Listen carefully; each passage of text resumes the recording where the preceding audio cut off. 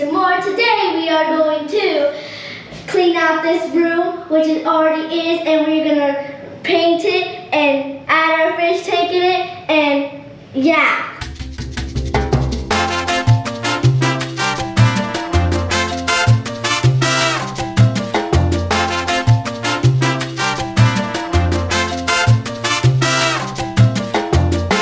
Thank you, Lillian, for that great introduction. All right, so I want to get back into the habit of putting out a video every week. It's tough. Like today, we have a triple book game, but I have some time between now and another hour before I have my daughter at her first game. So that being said, we're gonna try to make this quick. I did want to give you an update on what's going on. Yes, my tanks are still alive. You'll see they're over there. But this video today is about what's going on in this office, in this studio, in this fish room, whatever you want to call it, and what's coming in the near future. So first off, let's start with this room. As you can see, this room is empty again. It being empty, it means that we are actually in the process of about to paint it. At first I was thinking of retouching the wall, the paint here, but instead I'm gonna actually do a very light color gray. And then we are going to actually start filling it up with some aquariums.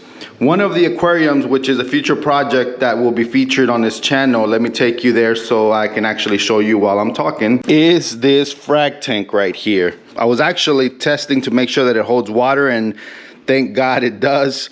The next step is I want to paint this stand white.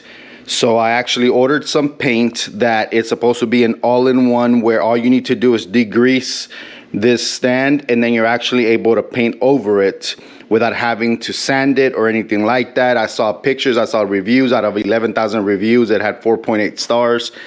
And so I trust that I'm gonna be able to do that. If I had to sand this down, it would not happen. Let me tell you, I don't have the patience for it. So we're definitely gonna make a video to make sure to show you this process and show you that hopefully this is possible. So I'll let you know once I start it, and you'll see. And I'm gonna, be honest about the whole thing. We'll see if I end up screwing this up or not. If I do have a backup plan. That backup plan is to get an aluminum stand for this tank. But right now, if I don't have to spend the money on it, I'm gonna go ahead and try to paint it. That being said, the next project is this sort of cube tank. This is a 24 by 24 by 26, I believe. And my goal here is going to be to drill some holes here to actually connect an overflow and make this a reef ready tank. Now, all these projects are for the very far future, except for this one. This one will be the nearest future, that one far future, but we are going to make a reef gallery in that office. I have some big news that is coming in the future that has to do with Queen City Reefs. I'll definitely stay tuned for that. I'm excited to announce it, but before I do, I need to make sure that I put everything in place first. That being said, I'm very excited about this project. The frag tank is a big one. So the frag tank, I initially got it because I did want to start, instead of having little frag racks in the Mega Matrix, start cutting corals from there and start putting them and growing them out in the frag tank, and then being able to sell out of there. So yes, a self plug. I sell corals from eBay, or I'll put them on Facebook. Nothing big, at a hobby level. Whenever I have frags, I put them out there and I sell them, and then it says I'm able to cut them or whatever. I've also always loved those shallow tanks that feature leather corals, soft corals in the tanks. And I know like Sea Friendly Reef has featured a very beautiful one that has made me think of going that way, but I'm not 100% sure yet. I'm still stuck on the frag tank idea with growing out corals, but the way that I'm going to do it is not gonna be your bare bottom or anything like that. What I'm gonna do, I don't know if you've seen the Reef Euphoria channel, where he has his frag tank and he has them mounted in such a way that looks to be a reef tank, but he can pull them out and cut as he needs to and put them back in, sort of like the idea of Top Shelf Aquatics, but a much nicer version, because I have to look at it every day and I want it to look sort of like a display tank as well. So I don't know, lots to come, lots of videos, lots of content. I'm gonna try to be putting out a video every single week.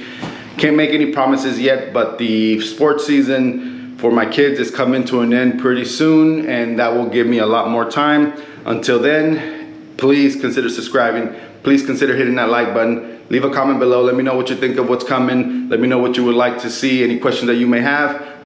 Oh yes, one more thing before I forget. I ordered this from Amazon. It is an ozone generator from Weipro. Looks like it's made for saltwater and freshwater. If you look online, you'll see that you're able to actually connect it through a air pump and a bubbler, or you're able to connect it to your skimmer. So I know that this is not something everybody's used to seeing, because you see these ozone generators on BRS or on saltwateraquarium.com. Unfortunately, because I don't know if I want to dip my toes yet into ozone, I figured that this would be the cheapest version to go. I don't, you know, it had some pretty okay reviews, and I think that honestly what I'm going to test the most is longevity here, because I'm sure this will do its job in the beginning. Now the question is, will it last? And so we'll talk about this also in the future. It's going to be a product review for this. I definitely look forward to testing this out. I might start in a different aquarium where it won't be the actual Mega Matrix, just to make sure. But anyways, like I said, lots to come. Make sure you subscribe. I'll catch you on the next one.